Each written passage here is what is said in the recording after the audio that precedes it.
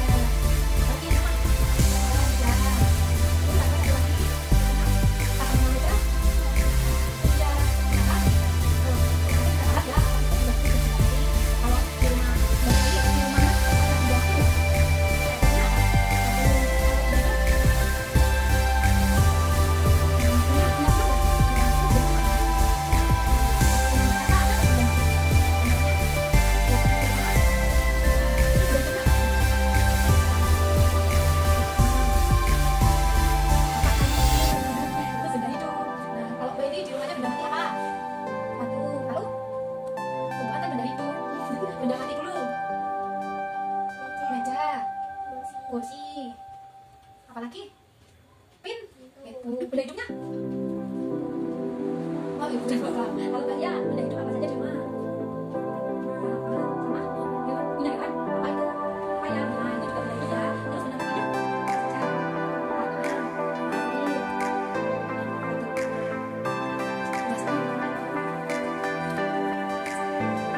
Nah, dari adik-adik semua tadi sudah belajar mengenai tumbuhan dan yang merupakan belajar mengenai benda hidup dan benda mati. Untuk pertemuan pertama kita akhiri sampai sini karena adik-adik semua sudah mengetahui apa itu benda hidup, benda mati dan kegunaannya untuk manusia atau makhluk. Sampai sini saya akhiri. Wassalamualaikum warahmatullahi wabarakatuh. Dadah. Dadah.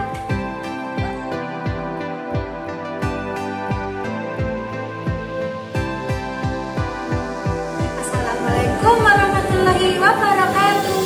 Waalaikumsalam warahmatullahi wabarakatuh. Kali ini pertemuan kedua kita akan melanjutkan pertemuan yang kemarin. Kemarin membahas tentang perbedaan benda mati dan benda hidup. Sekarang kita akan mempelajari tentang sifat-sifat benda. Sifat benda dibagi menjadi 3, yaitu benda padat, cair, dan gas. Apa teman-teman? Padat, cair, dan gas. Nah, adik-adik ada yang tahu benda padat itu apa? Contohnya apa benda padat? Batu. Kalau benda cair? Air. Benda gas? Yang buat bernafas? Nah, udara atau oksigen. Nah, 3 itu merupakan 3 sifat benda. Sifat benda yang pertama yaitu benda padat. Nah, benda padat merupakan benda yang memiliki partikel sangat kuat sehingga memiliki bentuk yang solid dan tidak berubah. Jadi, benda padat itu bendanya tidak dapat berubah bentuk seperti batu, kayu, kaca, dan lain-lain sebagainya. Kemudian ada yang kedua yaitu benda cair. Benda cair itu memiliki bentuk seperti air, yaitu dapat berubah bentuk sesuai wadah.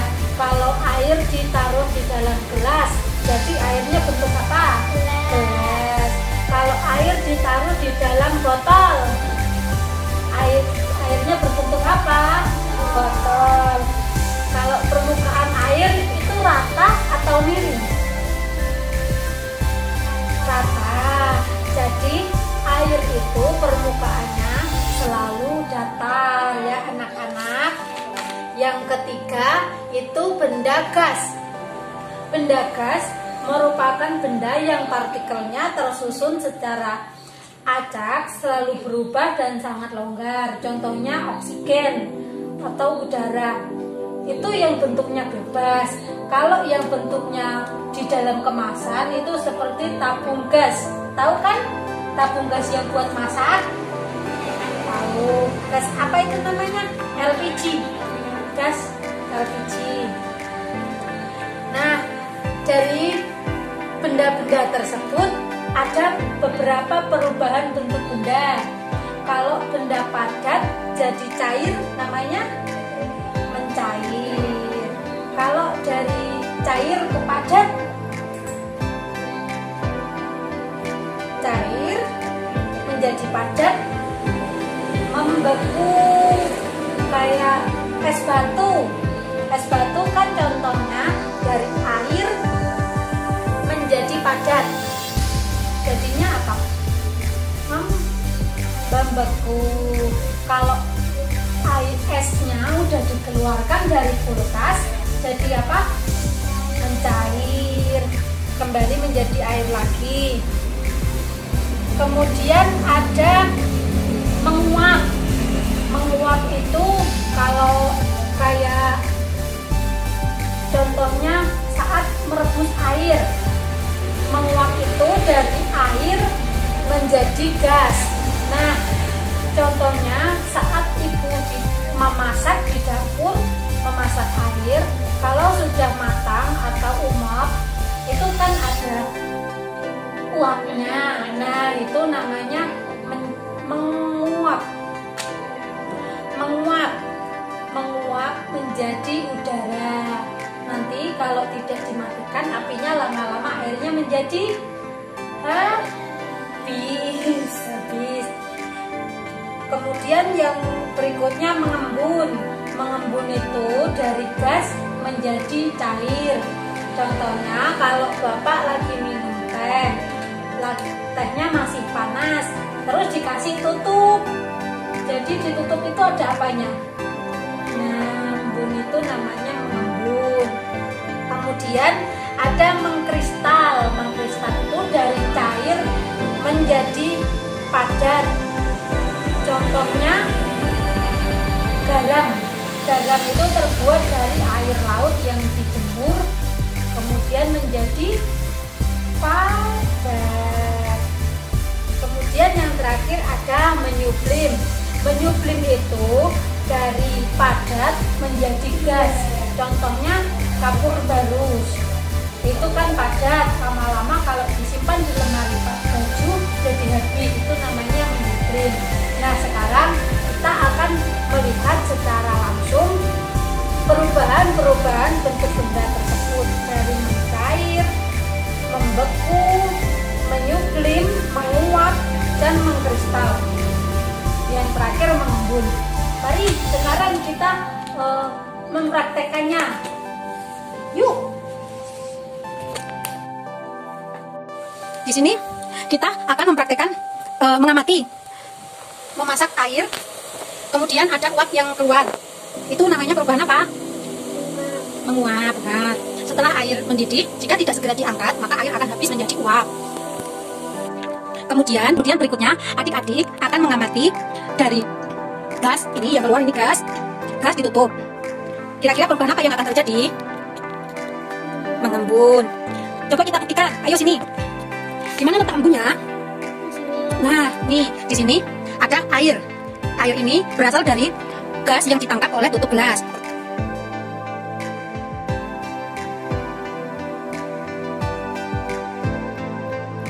Assalamualaikum warahmatullahi wabarakatuh. Waalaikumsalam warahmatullahi wabarakatuh. Nah, es krim itu ketika dimasukkan ke dalam kulkas, maka terjadi perubahan membeku. Perubahan yang terjadi ada es krim yang semula adalah krim dimasukkan ke dalam kulkas, maka terjadi perubahan bentuk yang dinamakan membeku. Nah, ketika adik-adik makan es krimnya, berdoa dulu. Bismillahirrahmanirrahim. Allahumma barik lana fima royatana wa qina adzabannar. Amin. Segeralah dimakan esnya. Ketika es tidak segera dimakan, maka es akan mencair. Jadi perubahan wujud padat ke cair dinamakan perubahan wujud mencair. Makanya es krim ketika dibeli harus segera dimakan.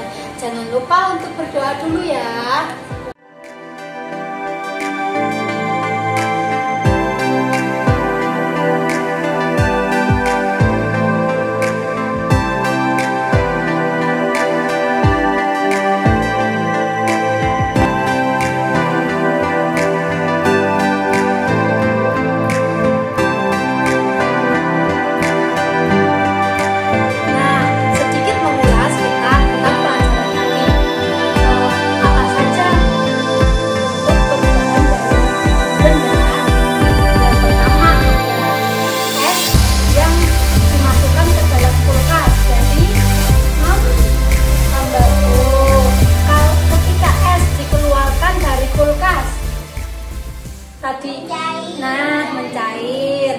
Ketika air panas ditutup dengan tutup gelas, mengembun. Ketika air dipanaskan hingga mendidih, menguap. Ketika kapur barus ditaruh di tempat terbuka, menyublim.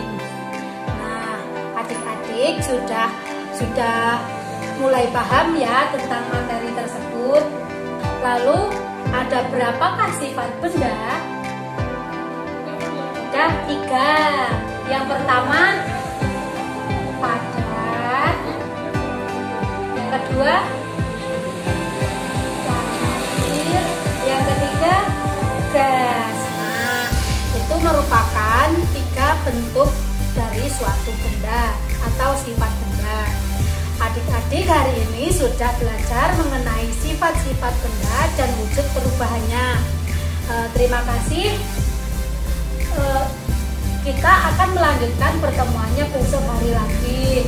Untuk kegiatan hari ini kita akhiri sampai di sini. Wassalamualaikum warahmatullahi wabarakatuh.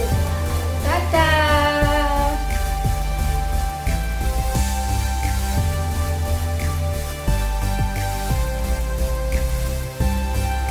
Assalamualaikum warahmatullahi wabarakatuh. Untuk kali ini pertemuan ketiga kita akan belajar bersama adik siapa namanya? Hai, nama saya Naswa. Ya, adik Naswa ini sudah melewati kelas 3 dan akan naik kelas 4 ini. Sekarang kita akan belajar mengenai makhluk hidup. Apa itu makhluk hidup? Apakah adik Naswa sudah tahu? Apa itu makhluk hidup? Apakah itu makhluk hidup?